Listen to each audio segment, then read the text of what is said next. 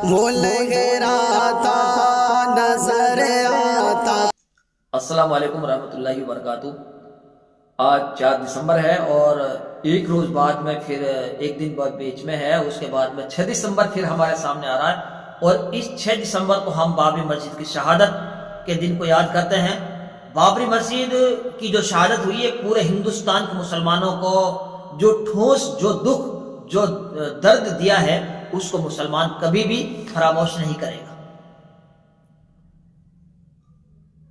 6 دسمبر 1992 میں بابری مسجد کو شہید کر دیا گیا، اور بابری مسجد اتر پردیش یعنی کہ یو پی میں ایک جگہ ہے ایودھیا، وہاں پر یہ مسجد ہے جس مسجد کو شہید کر دیا گیا تھا۔ اس کی ایک لمبی تاریخ ہے، چلیے ہم اس آہستہ آہستہ اس کی تاریخ کی طرف بڑھیں گے۔ ہم بابری مسجد، میر باقی اصفہانی، اس نے بابری مسجد کو 1528 میں تعمیر کرائی تھی، یعنی 27 مارچ 1932 کو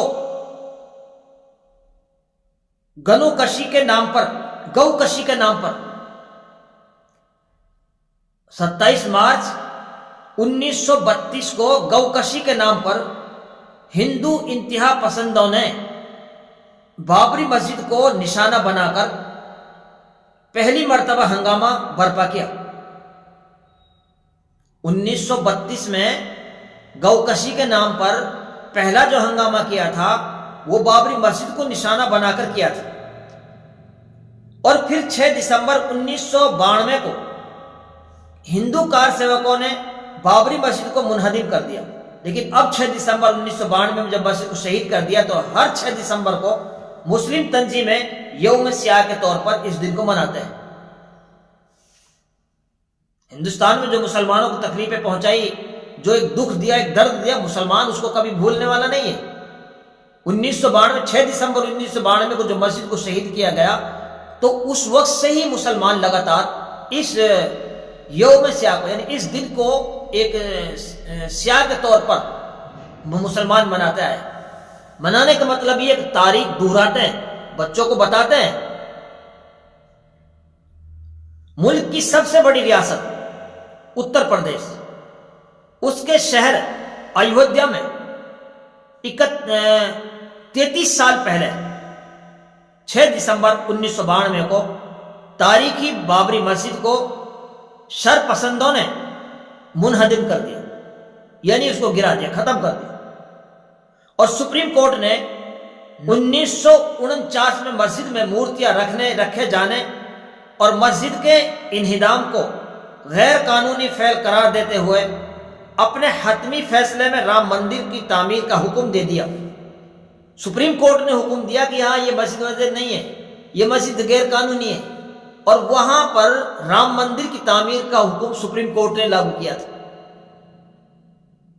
صاف ستھرا مسئلہ یہ تھا کہ 7 ججوں کی بیٹھک ہوئی، اور انہوں نے خوب جانتے ہوئے کہ یہ زمین مسجد کی ہے، بابری مسجد کی زمین ہے، اس کو انہوں نے ایک طاقت کے بل بوتے پر اور ایک اپنی طاقت کے بل بوتے پر اس کو رام مندر کے لیے، رام للا کے لیے اس زمین کو دے دیا، اور مسلمانوں سے کہا کہ ہم تمہیں اتنی زمین ایک سائیڈ میں دے دیں گے، وہ لے لو تم۔ تو اس طریقے سے یہاں سے اس کی شروعات ہوتی ہے، اور سپریم کورٹ کے جانب سے بابری مسجد میں مورتیاں رکھے جانے اور مسجد کے انہدام کو غیر قانونی فعل قرار دیے جانے کے بعد بابری مسجد کی شہادت میں ملوث بی جے پی کے رہنما اور کار سیوکوں کو سی بی آئی کی عدالت نے بری کر دیا۔ جب اس کی جانچ کی گئی، عدالت میں کیس کیا گیا، تو پھر سپریم کورٹ کے جو سی بی آئی کی جو جانچ کی گئی تو ان کو بری بھی کر دیا۔ ایک ظلم تو یہ تھا کہ جانتے ہوئے بابری مسجد کی زمین کو ان ہندو کار سیوکوں کے لیے، رام للا کے لیے دے دی گئی، ایک ظلم۔ جب مسلمان سنی وقف بورڈ نے جب اس پر کارروائی کرنے کی کوشش کی گئی تو پھر انہوں نے دوسرا ظلم یہ کیا کہ ان کو بری بھی کر دیا، جتنے ملزمین تھے سب کو بری کر دیا۔ واضح رہے کہ ممبئی فسادات کی تحقیقات کرنے والے ہائی کورٹ کے جسٹس این سری کرشنا کمیشن نے بھی مسجد میں 1949 میں مورتیاں رکھنا اور 1992 میں مسجد کے انہدام کو غیر قانونی قرار دیتے ہوئے بی جے پی رہنما ایل کے اڈوانی کے رتھ یاترا کو بھی مسجد کے انہدام کے لیے ذمہ دار ٹھہرایا تھا۔ اصل لڑائی کی جڑ تو یہی تھی کہ جب اڈوانی جی یاترا کو لے کر چلے تھے، رتھ یاترا کو، وہیں سے اس کی ایک فساد کی جڑ تھی، اور وہ انہوں کی اس میں اس کی پوری کوشش تھی، اور ان کا مقصد یہی تھا جو انہوں نے کر دیا۔ دراصل 1992 میں مسجد منہدم ہونے کے بعد ملک بھر میں تشدد برپا ہو گیا۔ ملک کے تجارتی مرکز ممبئی میں بھی بڑے پیمانے پر فساد پھوٹ پڑا۔ شہر میں دسمبر 1992 اور جنوری 1993 میں ہوئے دور فسادات کی جو تحقیقات کے لیے حکومت نے ہائی کورٹ کی میٹنگ جج سمیت جو ان کی اکٹھا ان کو کیا، تو ایک کار کر لیا۔ جب عدالت کی جانب سے مقدمہ میں کافی تاخیر ہو گئی اور سیاسی مفاد کے لیے اس معاملے کو ایک نیا رخ 80 کی دہائی میں بھارتیہ جنتا پارٹی نے دیا، اور اس کے سربراہ ایل کے اڈوانی نے رام جنم بھومی بابری مسجد تنازع پر ہندوؤں میں بیداری پیدا کرنے کے لیے رتھ یاترا نکالی۔ اس دوران جگہ جگہ فسادات ہوئے اور آخر انہیں بہار میں گرفتار کر لیا گیا تھا، لیکن تب تک رام مندر کی مہم تیز ہو چکی تھی۔ سمجھ میں بات آئی؟ ایل کے اڈوانی نے اس میں پوری بھاگیداری اور پوری جافسانی کی اور اس مدعے کو اکسایا، اور جس کے نتیجے میں بابری مسجد شہید ہوئی، اور اس وقت سے لے کر آج تک فرقہ وارانہ تشدد، ظلم و زیادتیاں بڑھتی گئی۔ لیکن اصل تو 2014 کے بعد آئی ہے، لیکن تھی کم۔ لیکن 2014 کے بعد سے آج 2025 اور 26 جو تشدد، جو ظلم و زیادتی، مسلمانوں پر اتیاچار جو ہو رہے ہیں، یہ سب کے سامنے، کوئی چھپی ہوئی نہیں۔ کہ ملک سے برطانوی سامراج کو باہر نکالنے کے لیے ہندوؤں اور مسلمانوں نے متحد ہو کر آپسی مل کر جدوجہد کی تھی۔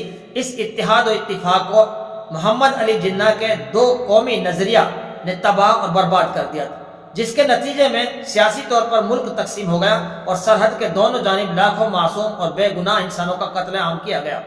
ان کا قصور صرف یہ تھا کہ وہ دیگر فرقے کے اکثریت اور اثر اور رسوخ رکھنے والے علاقوں میں رہائشی پذیر تھے۔ انہوں نے ملک کی آزادی اور بھارتی آئین کو تسلیم کر لیا گیا، جس نے اقلیتوں کو ان کے بنیادی حقوق کے ساتھ ساتھ رعایتیں بھی دی تھی۔ بہرحال معروف صحافی کا کہنا ہے کہ 6 دسمبر 1992 کے بعد میرے جیسے ہزاروں افراد عدم تحفظ کا شکار ہو گئے تھے، لیکن رپورٹ منظر عام آنے پر اس ملک کے آئین، سیکولرزم اور جمہوریت پر اعتماد بحال ہوا ہے۔ لیکن ابھی جو بابری مسجد کی جو شہادت ہے 6 دسمبر 1992 کو، یعنی میں خلاصہ کر رہا ہوں کہ اب 33 سال ہو گئے ہیں بابری مسجد کی شہادت کو، اور ابھی آج 4 دسمبر ہے، کل 5 اور 6 کو، یہ ہم چھوٹے اپنے بچوں کو ضرور اس تاریخ کو ہم دہرائیں، بتائیں ان کے لیے کہ بابری مسجد کی شہادت کیوں کی گئی اور کس وجہ سے کی گئی، اور پھر اس وقت میں جو ظلم مسلمانوں پر ہوا، جو اتیاچار مسلمانوں پر، اس کو مسلمان کبھی بھولے گا نہیں۔ مسجد جہاں بن جاتی ہے وہ اللہ کی زمین اللہ کے لیے وقف ہو جاتی ہے، قیامت تک کوئی اس کو بدل نہیں سکتا، وہیں پر رہے گی۔ اگر اس کی جگہ کتنے سارے اپنے مندر بنا دیے جائیں، لیکن وہ قیامت تک وہ جگہ مسجد ہی کی رہتی ہے، اور مسجد وہاں پہ رہتی ہے۔ تو یہ ملک کے حالات ہیں۔ اس ملک میں ایک انگریزوں کی اتنی بڑی طاقت تھی کہ ہر آدمی سوچتا تھا کہ یہ انگریز یہاں جائیں گے نہیں، یہ تو بڑی طاقت ہے، بہت مضبوطی کے ساتھ، جن کا سورج ڈوبتا نہیں تھا، ایسے وہ انگریز تھے۔ لیکن جب ہندو اور مسلمانوں نے متفق ہو کر، ایک جٹ ہو کر ایک تھالی میں کھانا شروع کر دیا، تو پھر انگریزوں کو لگا کہ اب ہم یہاں سے بھاگ جائیں گے، اب ہمارا یہاں ٹھکانہ نہیں ہے۔ آج ملک مسلمانوں اور ہندوؤں بھائیوں سے بھی میں یہی کہتا ہوں کہ ہم جب تک اپنے نفرت میں ہم بٹے رہیں گے، ہم ہندو اور مسلمان، ہندو مسلمان ہم کرتے رہیں گے، یہ سب سے بڑی اپنے ملک کی کمزوری ہے۔ کسی ملک سے ہم مقابلہ کرنا ہے، ہم نے اپنے ملک کو ترقی پہ لے جانا ہے، اپنے ملک کو بڑھانا ہے، تو صرف ہم نے نفرت ختم کرنی ہوگی، اور ہم نے محبت کا پیغام پورے ہندوستان میں دینا ہوگا۔ नफरत से कोई चीज जीती नहीं जाती, नफरत से आग लगती है, आग। जब हम हिंदू मुसलमान एक थे तो अंग्रेज इस मुल्क को छोड़कर भाग गए। आज हमारे मुल्क में नफरत, दाढ़ी से नफरत, टोपी से नफरत, कहीं लव जिहाद के नाम पर, कभी कोरोना के नाम पर, मुसलमान जमातों के नाम पर, कभी मुसलमान से बेहतर, मुसलमान से ज्यादा इस मुल्क का, इस जमीन का देशभक्त कोई नहीं। मुसलमान 5 वक्त इस जमीन पर माथा टेकता है, अल्लाह को याद करता है। अगर गौर करोगे तो मुसलमान से ज्यादा देशभक्त दुनिया में कोई नहीं। और पूरी दुनिया की और पूरे हिंदुस्तान की मैं बात करता हूं, पूरे हिंदुस्तान के एक भी मुसलमान, अदना से अदना मुसलमान भी अपने मुल्क का गद्दार नहीं हो सकता। अपने मुल्क से इतनी मोहब्बत कर, और कैसे आप सोचें, मेरे गांव में इतना, मैं अपने गांव से मोहब्बत करता हूं और मैं अपने गांव में जाने से दूसरे गांव में मेरी तबीयत नहीं लगेगी, मेरा मन नहीं लगता, तो मैं अपने गांव, अपने मुल्क को छोड़कर मैं कहां, मेरी तबीयत नहीं लगेगी। मेरा सबसे अच्छा मेरा मुल्क, मेरा भारत है। और मुसलमान के लिए मैं फिर कह रहा हूं, पूरे हिंदुस्तान में एक भी मुसलमान अपने मुल्क का गद्दार नहीं हो सकता। ये गद्दारी पड़ा जो सबके जहनों में जो बिठाया गया, ये सिर्फ मीडिया ने बिठाया गया और सिर्फ हिंदू मुसलमान की नफरत ने इस आग को लगाया है। और 2014 के बाद से ये नफरत पूरे मुल्क में फैल रही है और फैलती ही जा रही है। और इसके फैलाने के सबसे ज्यादा जिम्मेदार मीडिया।